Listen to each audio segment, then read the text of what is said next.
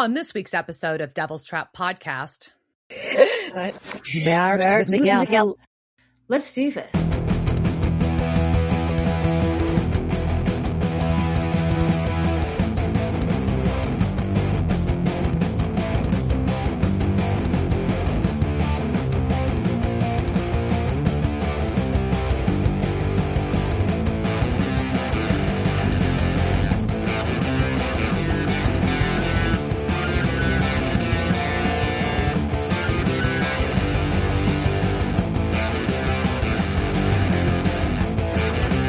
Welcome to Devil's Trap Podcast. I forgot what to say. How do I start this thing? I don't even know. You introduce yourself. And then yeah. Welcome to this week's episode of Devil's Trap Podcast. I'm Diana. And I'm Liz. We're going to talk about season 12, episode 7, Rock Never Dies. It just gets old and stands farther away from the front of the stage. It just stands in the back.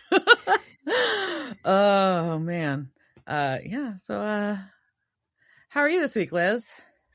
I'm doing swell. There's not a ton going on. This is like the most excitement that happened in my day today, I think. Hopefully, this is, at least as my brain is like, this is all I can remember, was that I accidentally watched Law and Order SVU before I watched Law and Order. And I didn't know that it was a two-parter and that it started with the regular Law and Order and then it followed into SVU.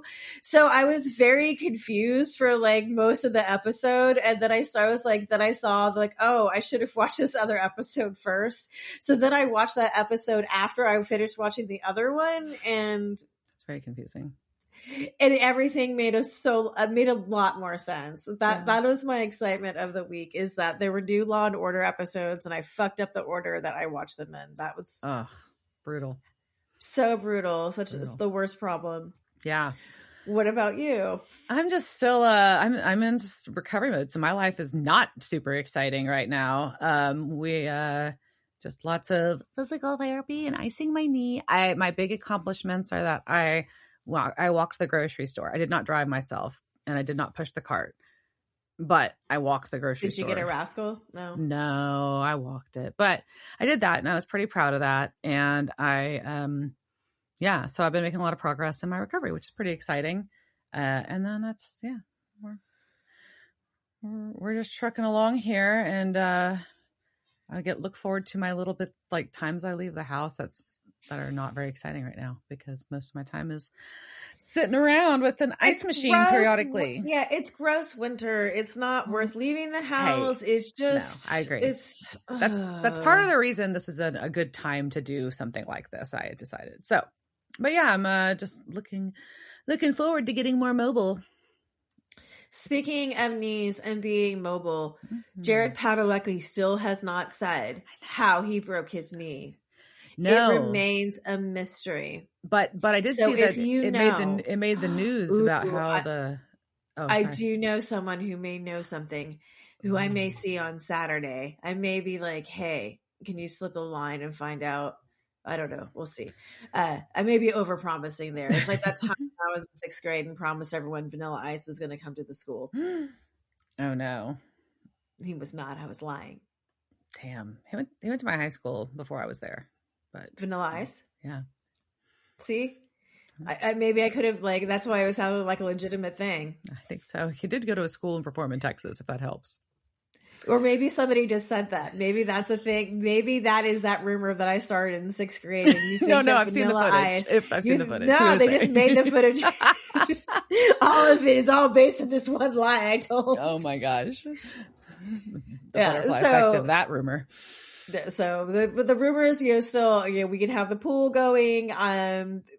Rock climbing is, one, riding a pony. Doing the pony. Did he piss off Jen? I don't know. That's I don't want to say that. Yeah, I don't think that's a good guess to make. Playing sports. I don't know. There's many different things. A lot of things. Yeah, if they were shooting that new bodyguard Netflix thing, I wonder if he had to do something active in that. I don't know. Think he was shooting anything. So I think it was in between time. So my top bet is still EDM Festival. He didn't he go to one We recently? really like EDM festivals. Yeah, I think I'd heard that. So that's interesting. So that's my guess. He danced too hard at the EDM festival. He danced too hard at the EDM festival. I like that one. There we go. That's our theory. All right, Jared, if I'm correct, come on the podcast and verify that. Or come on and tell me that I'm wrong. Either way. We'll take it either way. Well, yeah. So let's get into this episode. So this episode, Rock Never Dies. I will not make double horns throughout this episode, I promise. This was season 12, episode 7. It first aired December 6th, 2016, and was directed by Eduardo Sanchez, best known for having directed the Blair Witch Project and previous director of The Chitters. And this was written by Robert Behrens, who this season we've seen him already. He did The Foundry, episode 3 of season 12, and he did quite a few in season 11, including We Happy Few and Red Meat. Mm-hmm. So we start off with our recap, and in our recap, it's Crowley and Cass together, Lucifer being the master of butt rock, Sam liking butt rock, Rowena sending Lucifer to the bottom of the ocean after speeding up his vessel decaying. Yeah. And we cut to the opening where it says 1 week ago. And we've got two dudes playing a record backwards, doing a Lucifer summoning. And one of them is very, very serious about this. Very serious about this. And his buddy Cordy is cracking up at the whole thing.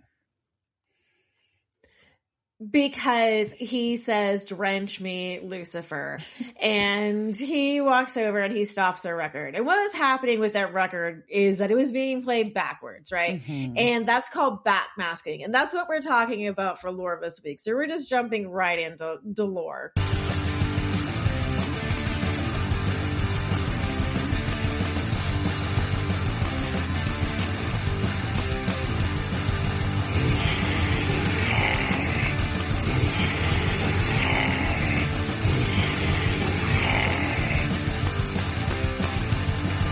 So backmasking, if you don't know, and I'm gonna offer a few definitions that people have when we go through this. So the general definition is the practice of recording backwards and then reinserting the recording into the forward mix of a song. And this really mainly applies to things with grooves like records. In today's digital world, we can, of course, flip and reverse, but it's not the same as taking a record and spinning it backwards to hear what it says. It's just not. All right. So during the 1980s, it was also thought that back. Oh my God. I did not realize think about how many times we have to say those words. Yeah. All right. Backmasked messages were, number one, from Satan, and number two, affecting minds on an unconscious level, causing people to worship the devil and do all sorts of evil things. Yeah. So history of backmasking. The idea of recording things backwards goes back to the start of sound recording. Alex Case, president of the Audio Engineering Society, says that when Thomas Edison invented the wax cylinder, part of the sales pitch was to record someone speaking and then play it backwards. Phrases that sounded naughty, like the goddamn that comes if you play Mad Dog in reverse, were some of the most popular. In 1913, the infamous magician and friend of the pod, Aleister Crowley, said listening to phonographs reverse trained you to think backwards, and that was important for understanding the universe and magic. Creating intentional backmasking came into fashion during the 1940s when there was experimental composers like Pierre Schaeffer. Then in the 60s, we have the Beatles. They put a 30-second backward section on Rain in 1966, which was the B-side of Paperback Writer. In 1969, a radio caller started a rumor that Paul McCartney died, saying that the record Revolution 9, when played backwards, says, "Turn me on, dead man." And then soon others heard Paul was dead. Yeah.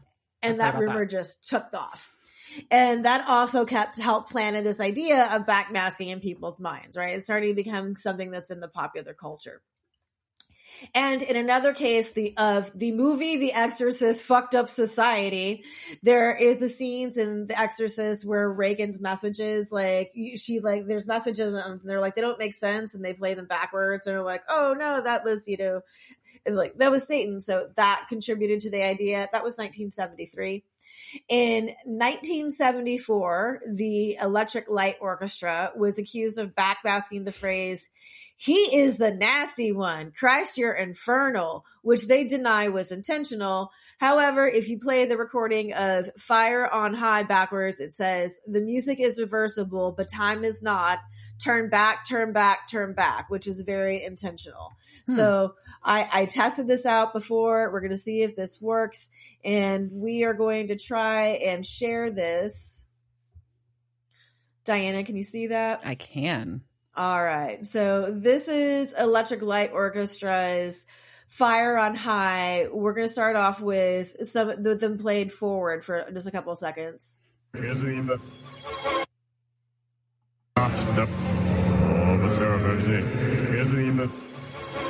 So scary and spooky. Yeah. And then if you flip it backwards, then it sounds like this. Music is reversible, but time. Turn back. Turn back. Turn back. Turn back. That's spooky too. In 1982, the televangelist Paul Crouch claimed that if you played Led Zeppelin's Stairway to Heaven backwards, the line, "Bustle in your hedgerow," whatever the fuck does that even mean? Like that seems mysterious enough to me. But if you played that backwards, it says, "Here's to my sweet Satan, the one whose little path would make me sad, whose power is Satan. He will give those with him 666. There was a little tool shed where he made us suffer. Sad Satan." The band has said this is purely coincidental. And I think this is really interesting that they hear of Satan being sweet and sad. William H. Yarrell, a self-described neurologist, came onto the show to tell people that rock stars were in league with the Church of Satan to put backwards messages on records. People then got together to smash and burn what they considered satanic records. This is also the year California introduced Assembly Bill 3741 to prevent backmasking that can, quote, "manipulate our behavior without our knowledge or consent and turn us into disciples of the Antichrist," unquote. This bill began when a concerned citizen called her local assemblyman, Phil Wyman, a Republican from Tehachapi, after seeing an episode of the Trinity Broadcast Network's Praise the Lord that claimed rock music contained pro-Satan hidden messages. This citizen had also heard Sweet Satan on Stairway. She took out her Zeppelin record and her husband played it backwards and they could hear it was Sweet Satan. So they knew it was true. Then they had to smash that record and they felt bad that they had to break some of their new records. But, you know. So the assemblyman was on the committee for consumer protection and toxic materials and drafted a bill to regulate backwards messaging, which it defined as a process by which an audible verbal statement may be heard when the record is played backwards. So that's different than I feel like the other definition of it, which is just something being played backwards. This is an actual audible verbal statement that's made to be reversed, right? So the bill would require record manufacturers to put warning labels on any records that contain backward masking. A hearing was held on April 27th, 1982. Assemblyman Wyman argued that subliminal messaging was an invasion of one's mind and neglected to mention any studies that showed subliminal messaging was ineffective. William H. Yarrow was the only witness at the hearing. He cited his own research on how backward music is interpreted by the brain and gave a list of songs that contain backmasked satanic messages, including Revolution 9, Stairway to Heaven, and also Snowblind by Styx. In the document he presented, Rock Music, Does It Have a Secret Message?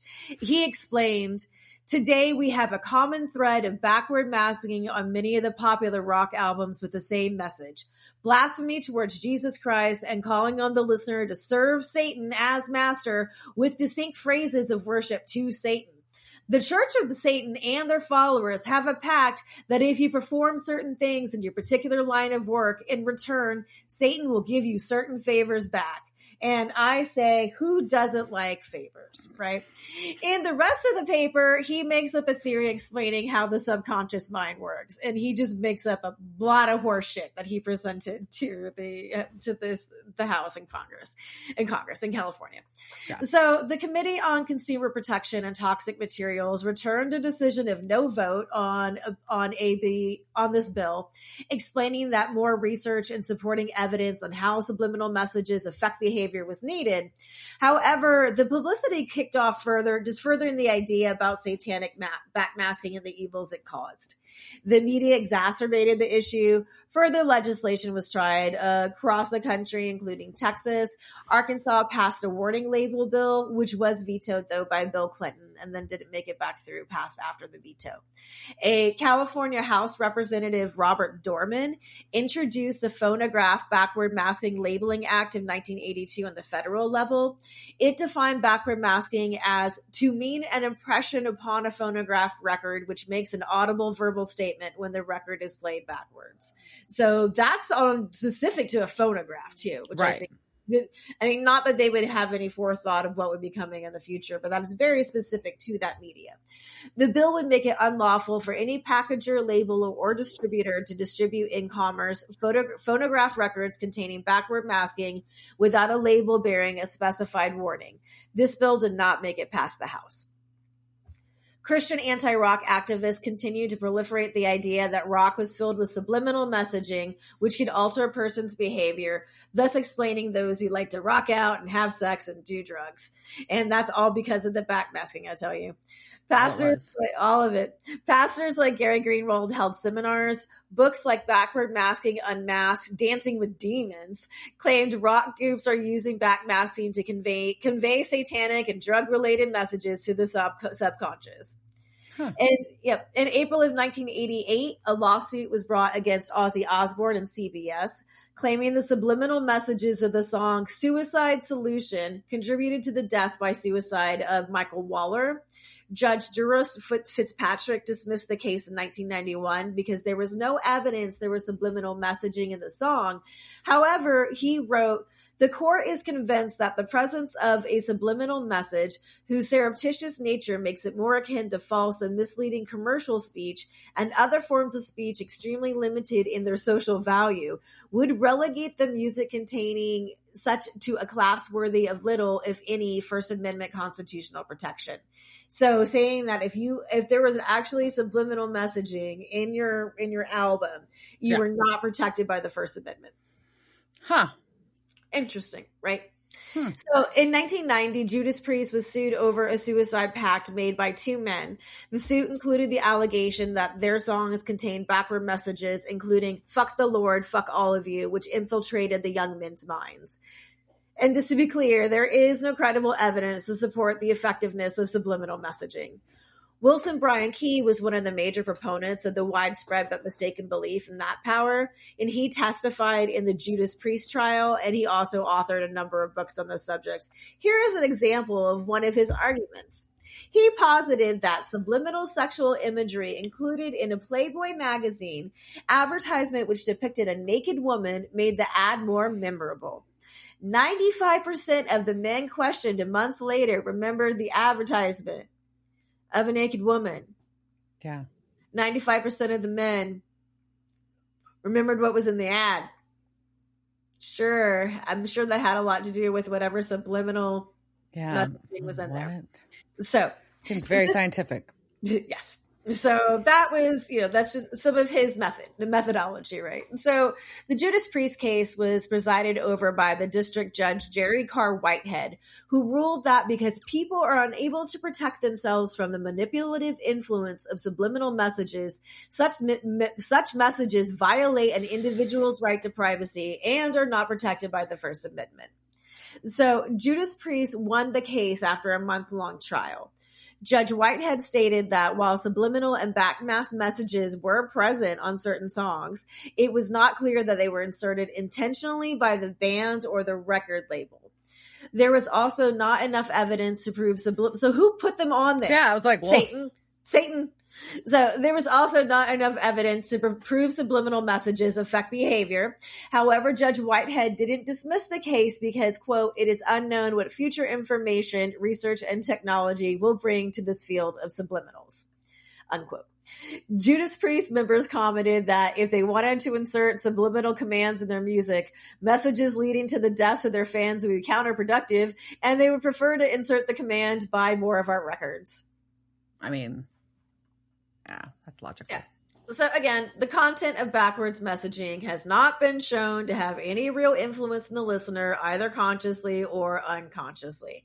Hearing phrases when a record is played backwards is most likely due to pareidolia, the human tendency to see patterns and randomness. And if we are told what to listen for, we are more likely to make that connection.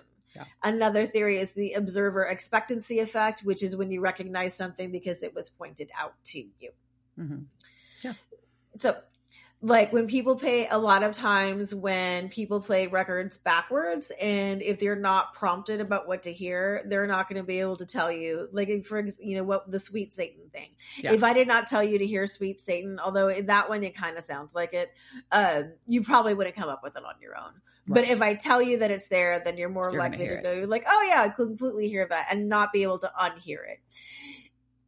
So while the moral panic about rock and roll will never die out completely, the panic over backmasking did, largely because people stopped listening to records. Although many bands continue to put in backmask messaging because it's fun.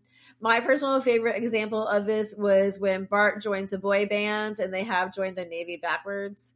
And Lisa's like, wait a minute, this sounds like something. And then she hears it. So that's my favorite version of backmasking. So that's what backmasking is and what they were doing here. And they were trying to raise Lucifer through their summoning. And it was a Satanic Society of America approved summoning that he found online. Yes. He also has a really sweet velvet panther painting on the wall, for the record. It was very nice. So, yeah, and he is finishing his spell as Cordy laughs at him with a fossilized Lucifer feather. So it's a rock with a feather in it. Yeah, and it kind of looks like a geode until you realize what it's supposed to be. Yeah. And then all of a sudden, guess who's there? It is Lucifer in a rotted Vince Vincente. Yeah, Vince's vessel is looking rough after being on the bottom of the ocean, apparently. And he had the decaying spell that Rowena put on him. Yeah, so double that. And he immediately kills Cordy, who is the one that was mocking everything. And apparently he was looking for that feather so he could power up, and it immediately heals the vessel. Right. The actual summoning did not work. So if you've tried to get that summoning offline from the Satanic Society of America, don't use that one. But hit me up in my DMs. I got another one. I'll send your way. All right. So the feather restores his vessel back to a much better Vince. But it says it's still temporary. And but then he looks over at this kid who has summoned him and his buddy, and he is kind of like unimpressed with if this is Earth following. So and the kid is then like, holy shit, you're kind of famous, my mom loves you, and that's enough to get his neck snapped. Yeah, it is. But Vince is intrigued by the fact that he is kind of famous, and Lucifer. A new thing kind of clicks in his mind. So we go from there to the bunker, where Dean is playing Words with Friends with Mary, who does not believe that twerking is a word. And if you look down on his letters, you can spell Lucifer. I noticed that too. Yeah. Also, his name is 67 Impala 327. Oh man, of course it is. Nerd. Mm-hmm. And Sam is like, you're playing games and not trying to find Lucifer or solve find a case or anything. And then he's very amused when he realizes that Dean is playing Words with Friends with Mary. So yeah, and Mary is kicking his ass. Yeah, she is. So, but Castiel calls, and he is at the bar with Crowley. And so as they're on the phone, because they think they might have a lead, Sam starts getting a ton of news alerts for lack of a better explanation of what they are, about Vince Vicente. And so apparently he is making a big announcement that he has reunited his band at Lady Heart and signed a big record deal. And they're like, oh shit, this is sus. So they're like, all right, this is, the vessel should be fucked up by now. So this is, obviously Lucifer has done something to come back. But Crowley's like, yeah, this is not natural. Lady Heart, nobody would really sign this band. So how did Vince get better? We don't know, but let's go to LA and figure this the fuck out. It's time to go to Hollywood. So we're going to Hollywood, and first stop is Death Siren Records. That is a good name for an album, for a record label. And Crowley pops in on a meditating record executive. Yeah, so Russell, the exec at this record label, is apparently turned to meditation and green juice. It keeps his ego and his anger in check. Good for you, sir, I guess, with your deal with the devil too. I don't know. Anyways, but he's like, yeah, I've got plenty. What is our deal not good, Crowley? I'm giving you plenty of our up and comer souls. And, Crowley, just makes a comment about the prestige of owning a Swift or a Drake. And I was like, ooh. So is he saying that he owns Taylor Swift and Drake's souls? Was that the implication? That's the implication that I got. Yeah, that's pretty fun. Yeah. So Crowley is just really wants to know if the Vince comeback is real. And Russell is really trying to convince them to give hair metal another shot. Yeah, he's like, they sold like 10 million back in the day. So why not? Everything else is making a comeback. And he's like, and Vince is like a whole new man. So Sam and Dean are driving, and Dean is just talking shit about LA and just talking, but Sam has in headphones, so he's not hearing this. Yeah, and then Dean just trying to figure out when the last time they were in LA was, and he was like, what was it, like 10 years ago? And that was when they Hollywood Babylon in season 2, when they traveled to LA to fight a vengeful spirit. So yeah, Sam does have his headphones in, and he just starts kind of lying about what he's listening to. And Dean's just like, I want to listen to it. It's like, it's a podcast. It's a history podcast. Dean loves history. And Sam just keeps trying to make it as dull as possible until it's made obvious that he's listening to Lady Heart. Oh, yeah. So Dean busts him about that by pulling out the cable. And he's just so offended that Sam is into hair rock. And Sam's like, it's hard rock. So, but I just Sam's don't know like, if no, that would work. It just bugs me. I just don't know if you could pull out your headphones and then have things play. I don't think it depends on the device, I think. I know. I know this is a 2016 device, and maybe it worked that way. So I'm just going to let it go and just say that is what happens when you pull a cord out of whatever he was listening to. Very few devices, but some devices it would work. But he's like, no, this is, we're learning about Vince. I'm getting set up for it. So that's what Sam's excuse is. And the song playing right now is Lady Heart's song, made up. It's a song clearly, but it's specifically for the show. It's called Bloody Messiah.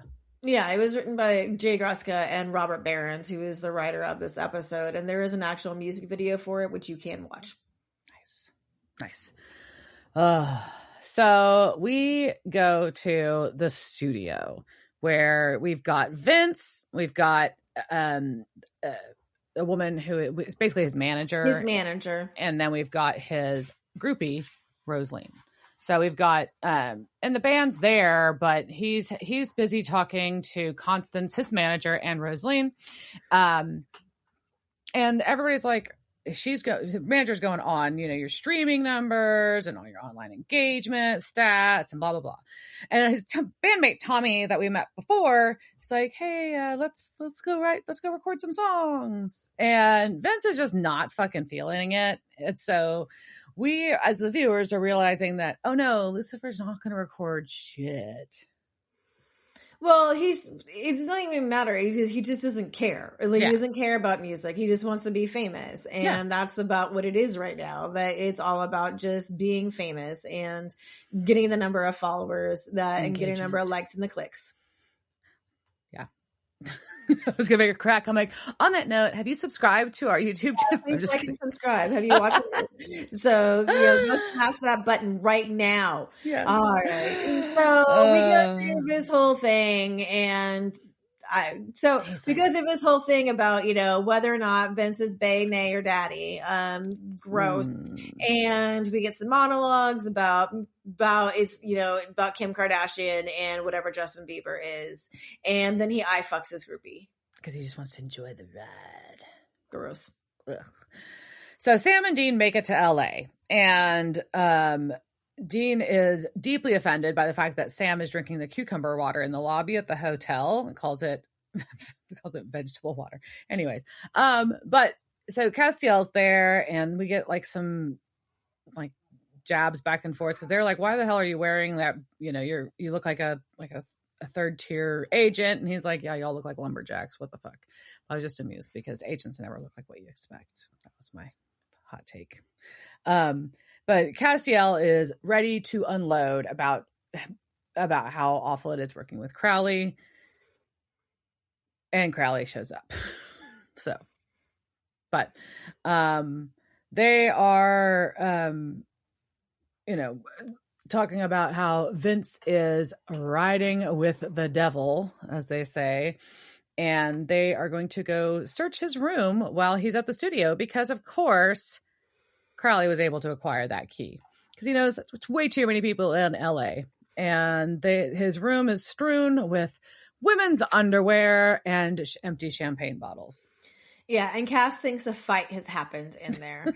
And there are also a ton of books on rock stars, so he's like trying to learn about how these other people became famous. Yeah. And then Cass is, picked up Vince's writer, and Crowley's just like, I've seen worse. Yeah, Cass is like, what kind of spell is this? It's like the instructions for how to eat his, how to make his juice. Breakfast, his juice. Yeah. And Crowley's like, that's his writer. It's really funny. I look at a lot of writers in my line of work. It's pretty funny. Anyways, so they're like, well, he could be taking over hell. Why is he living out this fucking rock fantasy on Earth? And then we see that what he has lost is a human tooth with the root still attached, which is gross. Wretch, gross. What the hell? What is happening in this episode? I don't understand. Why is everything so gross? All right, so we go from there back to our studios, and our groupie Rosaline wants to know why he is all of a suddenly paying attention to her, and then goes into like the world's most depressing groupie story, and it's so sad and pathetic, and I just want to take her and hold her in my arms and be like, girl, it's time to leave. We don't need it. We don't listen to his jam session. It is time to go. Yes, it's not good. And he's like, I'm be a fool to not recognize devotion. Ugh. Anyways, and so she talks about when she first fell in love with him, watching the Headbangers Ball at 16. It's just, it's a lot. And then he says, he's like, what would you do to show me how much, how devoted you are? And she's like, anything. So he pulls out a fucking knife and asks if she would bleed. What? Ma'am, get the fuck out of there, ma'am.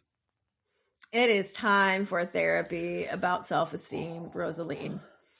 So, she just starts cutting herself while he watches. And the thing too is, even here, we don't know, is she doing this because of the Lucifer power or just because he's famous? And she's that obsessed. Oh, it's so difficult. Which is, I don't know. I would like to go with Lucifer power here. Can I just hold on to that? All right. So we go from there to the hospital where everybody has showed up. Yeah, we've got Sam, Dean, Cass, and Crowley all there. And the doctor's like, yeah, she lost a lot of blood and there's no fixing those scars, but she's stable. Oh, no, ma'am. So what she has done is she have carved the words Vince Vincente, which are quite long. It's a long name. There's a long name into her chest. Is it centered at least? Like, I don't know. I've got questions that we don't get answered, and it's very distressing. No, they have covered them up. We don't know. Yeah, I don't get to see it. So Sam and Dean go to talk to her, And they want information. And she's like, no, he didn't force me. I wanted to do it to make him happy. Oh, not helping. So Dean's like, kind of like, what kind of a sicko, she's kind of like going at, and she's like, she defends him and insists that he had a good reason. She just needs to see him. And she's desperate to get to his show tonight. And they're like, show? There's a show?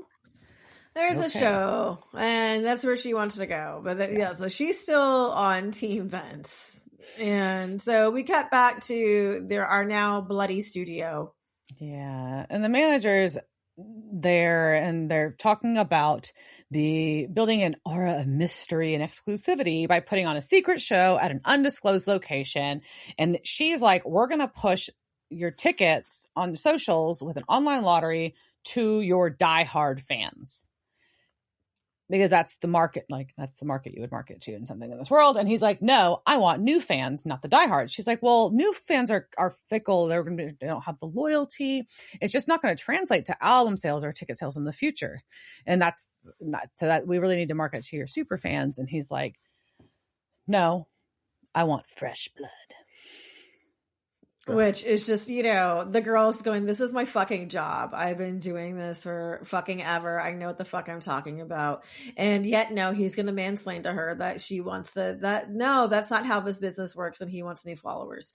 So anyhow, we go back to the hospital where they are discussing the show. And what I have a problem with this. Maybe I'll say this at the end, but they're discussing the show and whether or not Lucifer can play an instrument. And what the devil went down in Georgia, and that's a good point.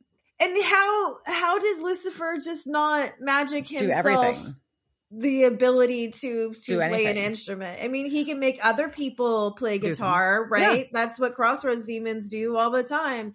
So why can't he has the power to split atoms and your body into atoms, but he can't play a G? Yeah, that's a really good point. I was a little confused about this too. I'm like, and they make a joke about he didn't take guitar lessons in the cage, man. Well, no, but did he need to? I mean, Cass snapped his fingers and gave himself all of pop culture knowledge. So, and he's not even Lucifer. Lucifer's stronger than that. Why doesn't Lucifer just fucking magic himself musical knowledge? Yeah, I just read all the books on how to play guitar. Okay, now I play guitar. Yeah, duh. I don't know. It's super weird, but Crowley has understood that this is not about the music. This is about the devotion of fans and how once they buy in, you can make them do anything, and that's intoxicating. And they're like, okay, well, where's Rowena so she can help us out here? And he's like, she is not showing up until we have Lucifer. So they are outgunned without her, and they know it. But they're also outgunned with her, so they kind of know too. So it is what it is. So they are going to divide and conquer to try to score these tickets, which also just seems like, I don't know, it's just kind of funny. We got to get tickets to the show, man. Yeah. So Crowley's going to go threaten Russell about it. And Russell won't give it up. He's like, it's business. It's not personal. And he gets flung across the room for it and is freaked out. And his green juice goes all over the wall. It's just going to make a fucking mess. And it's going to smell so bad and soaking into that carpet. Mm-hmm. And Cass goes and tracks down Tommy because he's like, look, that's not really Vince. Tell me what's up. And Tommy doesn't really want to get involved either because Tommy still thinks Cass is a Fed too. Yeah. And then we go from there to a juice company where Dean and Sam have tracked down the manager and are pretending to be the American Oasis. And she's listening, but not. She's flipping through stuff on her phone, but half-ass paying attention. And they're like, we want you to do for us what you did for Vince. And she's like, look, I took this meeting because you were hot, but I'm not feeling it. And I'm like, this is amazing. Yeah. But either way, nothing. And they get a little bit freaked out. And she is like, yeah, no, not happening. Get out of here. And so Russell's not giving up the intel to Crowley. Tommy tells Cass, don't fuck this up for me because our royalties have dried up and I've got 2 kids in college. So I need this money from this show, man. I need things to work. Selling out. I mean, Sometimes you've got to, but that's what he's doing. Tommy is selling out for the money. Back in the Juice Land, they're trying to convince him that Vince is the devil, the literal devil. And she's like, it's LA. I'm not really threatened by working for the devil.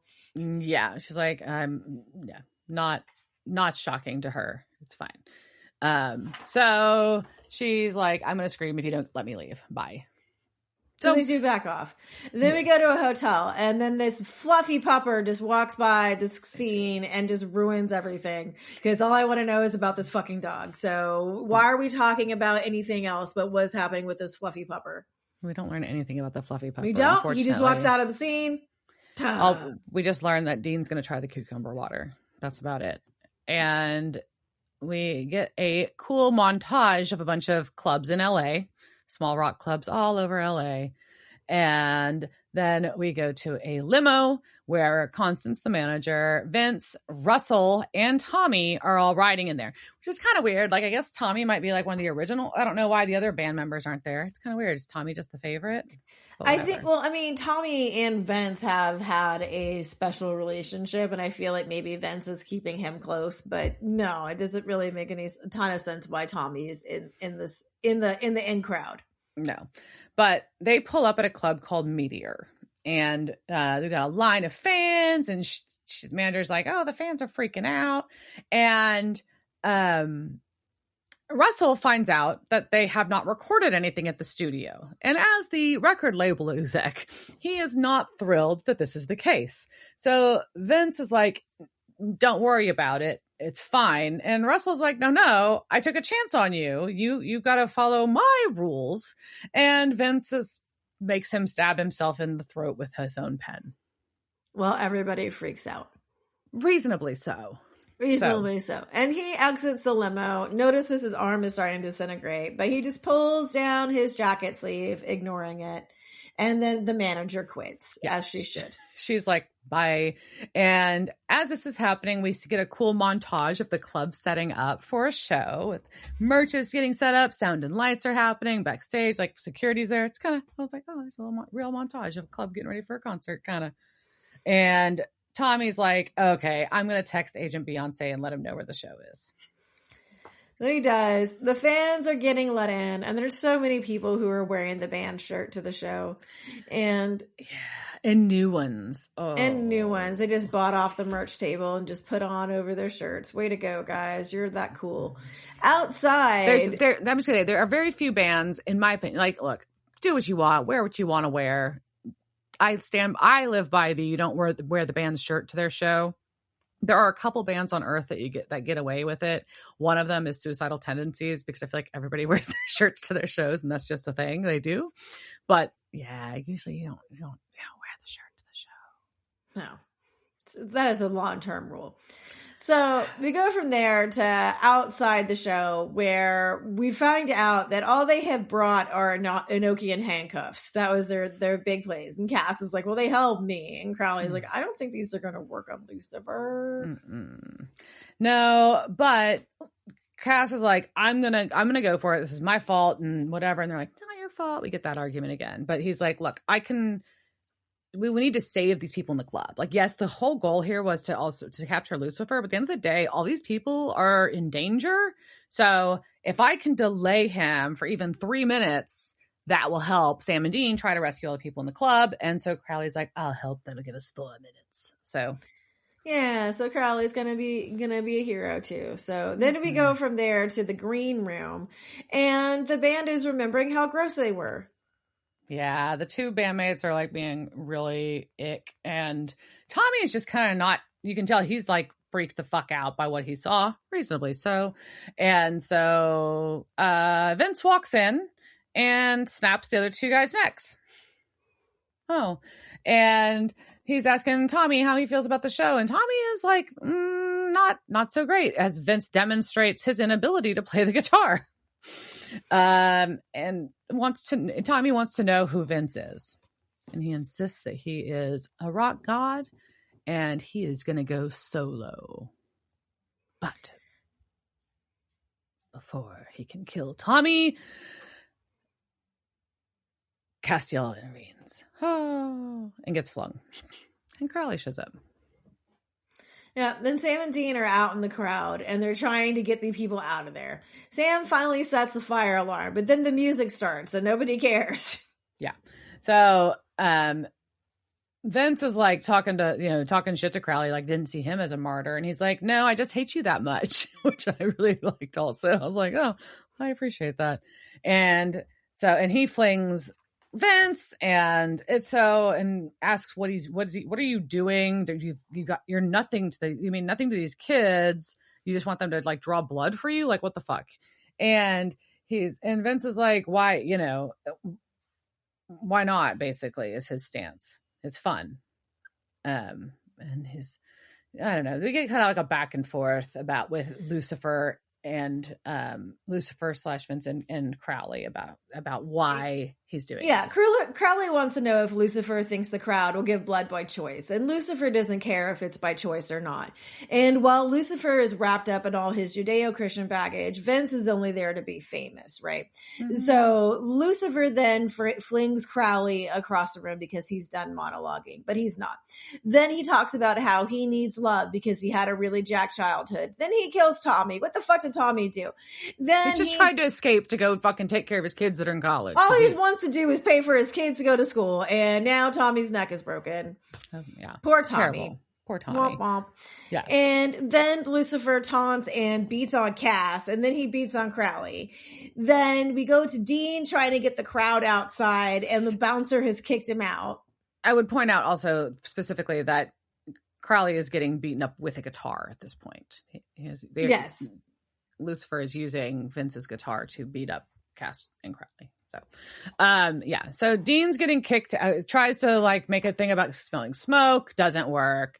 And then almost gets in a fight with this kid, is getting escorted out right as Sam pulls the fire alarm, which works for a second, except for the, powerful Lucifer is able to shut it off and make the house music come back on. With a finger twirl, but how can he can't play guitar? Yeah. So Lucifer then he's beating on Crowley some more, and Cass is getting up, and Lucifer's like, stick around for the after party. And then he's like, I got some more monologues to do. And he comes out to start monologuing, and Dean has got his way back into the show and with their terrible security, and he has now shot a gun in the air. It's kind of brilliant, not gonna lie. But don't ever do this. It's terrible, terrible, terrible. He shoots a gun into the ceiling. He's like, he's got a gun, and so everybody runs out. But Vince is trying to magic the doors shut, as Sam is able to hold them open with his Sam strength. I don't know, but he holds them open, and everybody gets out except for Sam and Dean. And right then we hear, hey, ass butt. And Castiel hits Lucifer with a guitar, and he falls into the double drum set. So, but either way, Dean's is able to actually get one of the Enochian handcuffs on Lucifer, but he gets thrown. The cuff gets just falls off of Lucifer because it's Lucifer. And Castiel is coming at him with an angel blade. But he's said that Lucifer's like, no, I could end all of this with a snap. Why? What the fuck, guys? So they're trying to kind of talk to him. They're like, what is your problem? I thought you and God made up. What's the fucking point, Lucifer? What are you doing? So we're going to get another monologue. And he's upset because God abandoned them for Auntie Amara. And he thinks that nothing else matters. And everyone on Earth is a bunch of distraction addicts who don't care if they're just getting a stale rerun of a rerun. Not that you're wrong. And he doesn't have any plan but smashing Daddy's toys. While they watch. So they're like, yeah, but you're falling apart right now, because he is starting to look rough as he is monologuing, because he's using a lot of power to fling people and slam doors and all the things. And he's like, yeah, kicking your ass took a lot out of me. So he yeets out of the vessel? Yep. So he cocksmokes out of Vince, and Vince Vicente, aka Rick Springfield, just disintegrates on the stage. Yeah. It's pretty gross and sad. So we go to outside where we're going to have our discussion. Like, was this the win? But we just know that Crowley looks really, really bad. He got his ass kicked. He got his ass kicked. And Sam thinks it's a real bummer because Vince Vincente is really dead. And he was a real person. He had real fans. And Lucifer just like got inside of him and killed him, basically. Mm-hmm. And this is like so much worse. And this is pretty much all their fault. And we see a quick shot of Rosaline crying in the hospital. It's very upsetting. And they're like, Rosaline needs to go to fucking therapy. Yeah, it's really sad. Poor Rosaline. So, and they're like, well, what, we don't know what, like, Lucifer barely has a motive, or, you know, when he had a plan or a motive, that was one thing. This is not a win. We're just losing slowly. He's just out there fucking shit up, and he's going to go bigger next. So how are we going to stop him? And Dean's just like, we're going to stop him. It's what we do, man. But it just ends with Sam looking back in the ambulance with super sad face. Yeah. It's kind of sad.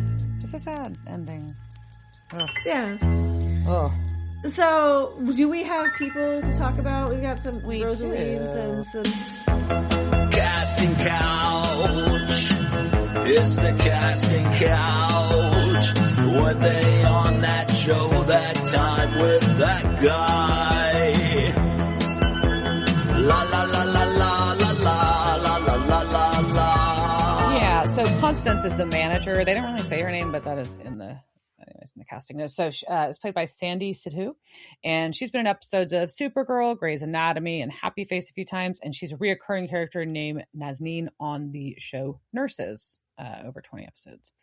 Russell Lemons, our record exec, was played by Kadeem Hardison. He's been in a lot of stuff, episodes of Cosby Show, Fresh Prince of Bel-Air, Living Single, Just Shoot Me, My Name is Earl, House, Ghost Whisperer, Lincoln Lawyer, Grown-ish, and 8 episodes of Euphoria. He was Willie in the movie I'm Gonna Get You, Sucka. He was Junior in White Men Can't Jump. Dwayne in A Different World for 140 plus episodes. Dwayne. Yeah.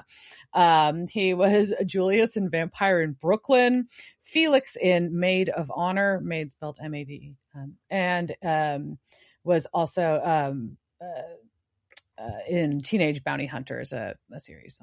So yeah, I believe he's resurrecting A Different World. Anyways. Oh, yeah. And then Rosaline was played by Crystal Allen. She's been in episodes of Sex and the City, Sopranos, NCIS, Star Trek Enterprise, Desperate Housewives, Prison Break, Castle, and Days of Our Lives. And Gordy, the friend from the duo in the beginning, was played by Jeff Evans Todd. And he's done a ton of anime voice work, actually, and also some animation work with our Barbie and Lego series, and done a couple episodes of Bates Motel and Fire Country. There we go. Very cool. Yeah. So, what did you think about this episode? So, for me, since I work in music, parts of it were kind of fun. That part of it, to me, I was like, oh, that's kind of cool. I know this world. Talk about writers and algorithms and freaking setting up for a show. I was like, tell me more about that merch booth. No, I'm just kidding. So I was kind of like, oh, cool. Kind of seeing like a lot of small clubs. That was fun. The Vince stuff was super fucking sad and dark.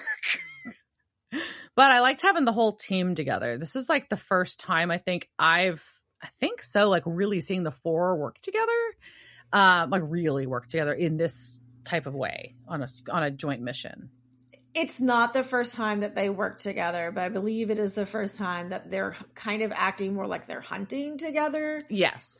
You know, as opposed to just, it is, they've all come together for the apocalypse before. Many times. Right. Mm-hmm. It's just, it's not the end of the season. It's, you know, so now it's just kind of like everyday land that we're all together. Yes. Every other time it's been like, this is the crisis shit. We're going to work together this one time, guys. You know, every other time it's been kind of like that, where this seems like an ongoing, like, go team. I don't know. That's how it felt different to me as a. It feels like Crowley is part of a team with Cass and Sam and Dean, which is hysterical, which is a very funny team that has been put together. Yeah, agreed. But yeah, so I guess we've got a big evil Lucifer season, which we already knew, but maybe I mean, we're only in season 7. We're only in episode 7 of this season. And don't forget, we still have a whole other, remember, like you had a whole other meme that you put out about like that season 12's big bad were just the British. I know. We got to get so we can't forget about them. Yeah, but we want to. We want to, but I don't think we're going to be able to. So spoiler alert, we're going to probably be seeing some more British stuff happening. Yeah, I figured. Yeah. Alrighty. So on that note, I think we'll end this then. Cheers, Jerk. Cheers, bitch. Devil's Trap Podcast is a Don't Get It production. Meow. Devil's Trap Podcast is part of the Ship It Studios Podcast Network. Thanks for listening to this week's episode of Devil's Trap Podcast. You can follow us on Instagram at Devil's Trap Podcast, Twitter at Devil's Trap Pod, or you can email us at devilstrap@devilstrappodcast.com. Don't forget to subscribe, leave reviews, and share with all your friends. We're at all your favorite podcast outlets and at devilstrappodcast.com. I'm Babe. Thanks for tuning in, and we'll see you next time.